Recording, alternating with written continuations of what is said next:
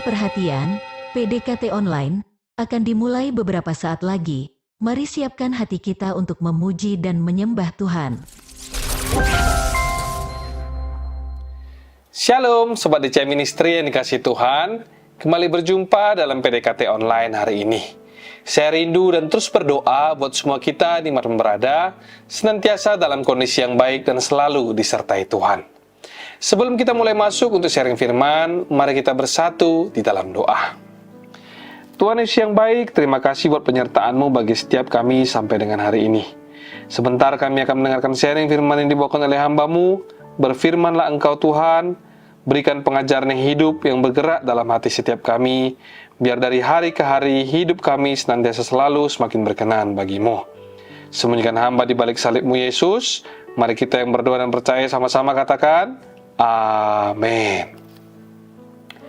Puji Tuhan, kita akan masuk ke bagian renungan dan sharing kita hari ini yang berjudul sebuah cara pandang baru tentang talenta. Kita akan coba belajar sesuatu dari perumpamaan tentang talenta dalam Matius 25 ayat 14-30. Mungkin banyak orang merasa dia nggak punya talenta apa-apa, nggak punya bakat sama sekali ataupun kemampuan. Nah, melalui perumpamaan hari ini, kita akan diajari sama Tuhan. Sebab orang yang berpikir seperti itu tadi, salah pemikirannya. Sebab Tuhan sesungguhnya telah memberikan talenta pada tiap masing-masing kita. Langsung saja kita baca Matius 25 ayat 14, perumpamaan tentang talenta. Sebab hal kerajaan surga sama seperti seorang yang mau bepergian ke luar negeri, yang memanggil hamba-hambanya dan mempercayakan hartanya kepada mereka. Ayat ke-14 yang kita baca ini berbicara tentang kerajaan surga, atau lebih tepatnya hubungan dengan Bapa, yang diceritakan seperti seorang tuan yang pergi ke luar negeri, lalu memanggil para hamba-hambanya dan mempercayakan hartanya kepada mereka. Berikutnya di ayat 15 dikatakan, yang seorang diberikannya 5 talenta, yang seorang lagi 2, dan yang seorang lain lagi 1, masing-masing menurut kesanggupannya, lalu ia berangkat. Ada yang diberikan 5, ada yang 2, dan ada pula yang 1 talenta. Talenta yang dimaksudkan di sini sebenarnya tidak sama dengan talenta dalam bahasa Indonesia yang artinya adalah bakat. Apakah itu bakat seni, bakat menyanyi, atau bakat olahraga, dan sebagainya. Tapi talenta di sini adalah suatu ukuran berat yang dipakai oleh orang Yahudi, yang artinya 1 talenta itu sama dengan 34 kg sesuatu.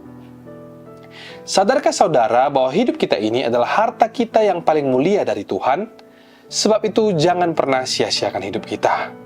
Mungkin hari ini kita bisa saja lagi nggak punya sesuatu atau nggak bisa beli sesuatu yang mahal karena masih bergumul dengan pekerjaan, jodoh, dan lain sebagainya. Namun selama Anda punya nyawa, kalau Tuhan masih kasih kita hidup hari ini, itulah harta yang harus kita kelola. Dimulai dengan kesadaran bahwa hidup kita ini adalah kepercayaan dari Tuhan. Semua kita tanpa terkecuali dilahirkan dalam rencana Allah. Jadi kalau ada hari ini di antara kita yang merasa aku nggak punya bakat apa-apa, tapi Anda masih punya tubuh, bukan?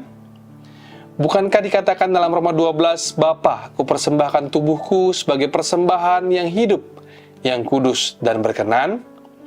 Jikalau hari ini hanya tersisa 1 talenta pun, yaitu tubuh kita sendiri, maka itu pun adalah sebuah kepercayaan. Sebab hidup kita ini adalah harta sorga yang telah ditebus dengan darah anak domba. Galatia 2 ayat 20 berkata, namun aku hidup, tetapi bukan lagi aku sendiri yang hidup, melainkan Kristus yang hidup di dalam aku. Mari kita hargai hidup setiap kita untuk Yesus. Seperti ayat ini yang mengingatkan kita bahwa dalam hidup kita ada kesanggupan minimal, yaitu 1 talenta. Sekalipun kita nggak punya bakat, tubuh kita pun jadi.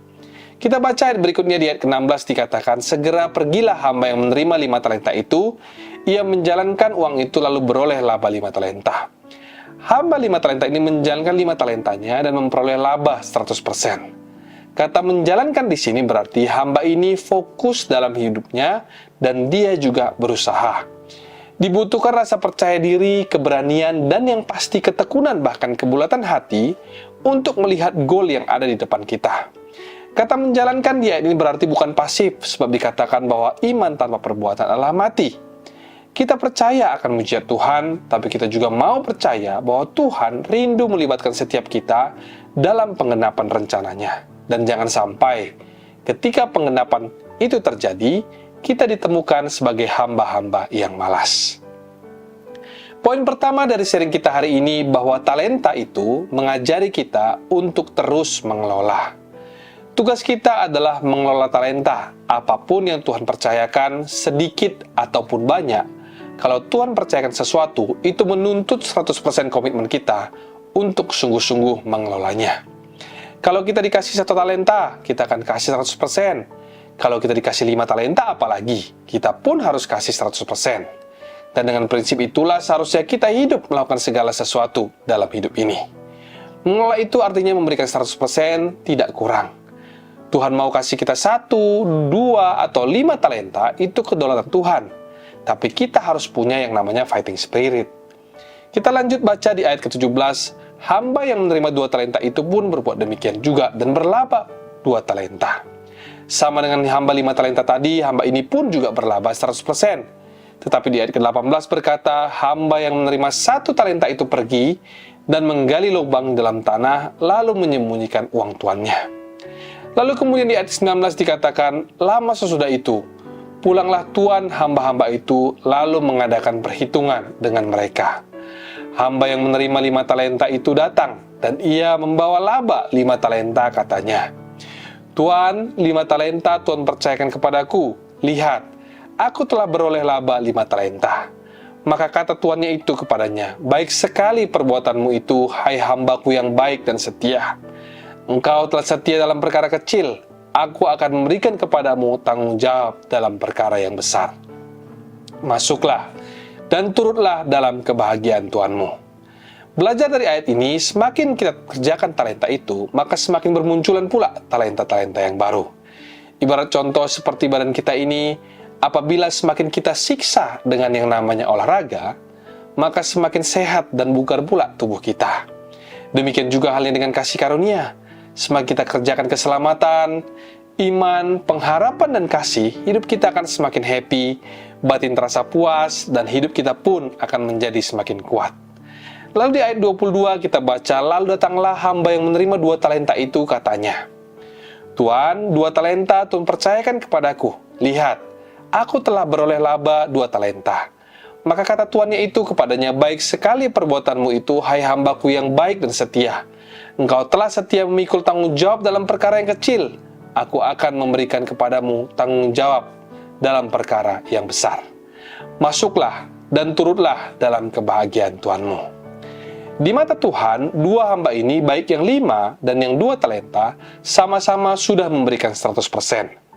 Yang 5 talenta nggak bisa menyombongkan diri di atas 2 talenta, karena mereka itu punya rapor yang sama, karena kesanggupan dan kemampuan mereka pun berbeda levelnya. Tuhan tidak akan menuntut kita untuk melakukan sesuatu yang tidak kita bisa. Tapi Tuhan akan selalu mengajak dan mendorong kita untuk melakukan sesuatu yang kita bisa. Poin kedua sharing hari ini adalah semua kita diberikan talenta sesuai dengan kesanggupannya masing-masing. Jadi kita tidak perlu sombong pada orang yang punya 2 talenta atau iri hati pada orang yang punya 5 talenta. Sebab Tuhan itu adil. Di mata Tuhan, kita sama-sama punya tanggung jawab. Yang dikasih 5 talenta itu kerjakan 5, yang 2 pun demikian juga. Nah, pertanyaannya bagaimana dengan yang diberi 1 talenta? Kalau tadi yang dikasih 2 dan 5 sudah memberikan 100%, yang 1 ini sebaliknya. Dia tidak memberikan apa-apa alias 0%. Di ayat 24 dikatakan, kini datanglah juga hamba yang menerima 1 talenta itu dan berkata, Tuan, aku tahu bahwa Tuan adalah manusia yang kejam, yang menuai di tempat di mana Tuan tidak menabur, dan yang memungut dari tempat di mana Tuan tidak menanam. Dia berkata pada tuannya, Tuan adalah manusia yang kejam. Hamba ini tidak bisa melihat bahwa semua ini adalah untuk kebaikan dirinya. Tapi Tuan gak tersinggung karena itu, Tuhan juga nggak marah karena dipanggil sebagai manusia yang kejam. Tuhan hanya bertanya, di mana talentamu berada? Lalu ayat 25, hamba 1 talenta itu berkata, karena itu aku takut dan pergi menyembunyikan talenta Tuhan itu di dalam tanah. Ini, terimalah kepunyaan Tuhan. Jadi ternyata alasan kenapa dia tidak mengelola dan mengembangkan talenta satu-satunya yang dia punya adalah rasa takut. Rasa takut itu bermula pada dakwaan dalam hati seseorang. Ada pekerjaan setan di dalam roh takut. Kalau takut yang normal itu tidak apa, kan biasa karena namanya manusia itu punya perasaan. Tapi ada rasa takut yang melumpuhkan, yang membuat kita jadi nggak bisa berbuat apa-apa. Nah, takut seperti itu ada campur tangan iblis di dalamnya. Seperti kekhawatiran berlebihan yang membuat seseorang itu harus minum obat penenang, atau kekhawatiran berlebihan yang membuat seseorang itu tidak bisa lagi berdoa. Di sini, hamba ini takut, berarti dia sudah berpikiran negatif duluan. Dia pesimis, sehingga dia menjadi gagal fokus. Lebih baik kita itu membuat kesalahan saat mencoba, asalkan bukan kesalahan fatal, seperti yang dikatakan Alkitab. Tapi kesalahan saat kita berusaha untuk mengerti kehendak Allah, daripada kita membuat satu kesalahan fatal, yaitu tidak mencoba apa-apa. Ayat 26, maka jawab tuannya itu, hai kamu hamba yang jahat dan malas. Jadi kamu sudah tahu bahwa aku menuai di tempat di mana aku tidak mengabur dan memungut dari tempat di mana aku tidak menanam. Hati-hatilah, janganlah kita sembarangan kalau ngomong sama Tuhan. Terkadang mulut kita ini lancang sama Tuhan. Dia adalah Bapa kita. Dia juga adalah Raja kita, sekalipun dia juga adalah sahabat kita. Ayat 27 dikatakan, karena itu sudahlah seharusnya uangku itu kau berikan kepada orang yang menjalankan uang, supaya sekembaliku aku menerimanya serta dengan bunganya. Sebab itu ambillah talenta itu daripadanya, dan berikanlah kepada orang yang mempunyai 10 talenta itu. Karena setiap orang yang mempunyai, kepadanya akan diberi, sehingga ia berkelimpahan. Tetapi siapa yang tidak mempunyai, apapun juga yang ada padanya, akan diambil daripadanya. Dari ayat 28 dan 29 ini, saya bisa ambil kesimpulan yang akan menjadi poin ketiga, bahwa talenta itu bisa ditransfer atau dipindahkan. Buktinya ayat ini berkata, diambilnya talenta itu dari hamba yang satu itu, lalu dikasihkan kepada hamba yang punya 10 talenta itu sekarang. Berarti talenta itu bisa dipindahkan. Maka jangan heran apabila ada orang yang dikejar-kejar oleh Roh Kudus, dia terus-menerus menolak, nanti pada akhirnya Roh Kudus akan memilih dan memakai orang lain. Tiba-tiba nanti ada orang yang bisa punya keahlian baru. Itu bukan karena orang tersebut layak untuk menerima karunia tersebut, tetapi karena ada orang lain yang menolaknya. Demikian pula sebaliknya. Sebab kerajaan Allah itu tidak bergantung kepada kita, tapi kitalah yang bergantung kepada kerajaan Tuhan. Ayat terakhir, ayat 30 dikatakan, dan campakkanlah hamba yang tidak berguna itu ke dalam kegelapan yang paling gelap. Di sanalah akan terdapat ratap dan kertak gigi. Kalau dipikir-pikir lagi, kira-kira ini berlebihan nggak ya? Masa hamba yang nggak menjalankan talenta itu langsung masuk ke neraka?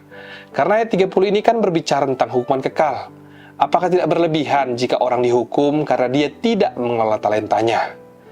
Maksud dari ayat 30 ini berbicara tentang satu talenta atau talenta yang pertama, yaitu bukanlah berbicara tentang talenta yang seperti yang kita pahami, seperti bakat menyanyi atau menari dan lain sebagainya.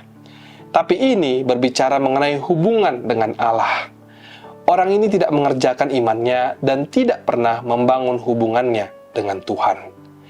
Yang hamba satu talenta itu sembunyikan daripada Tuhan adalah kehidupannya daripada Tuhan. Seperti yang dilakukan oleh Adam dan Hawa ketika mereka jatuh ke dalam dosa. Ayat 30 ini bukan bicara tentang bakat menyanyi atau bakat menari. Dan jangan pernah juga kita mengancam orang lain dengan berkata, kalau kamu nggak melayani, kamu masuk neraka.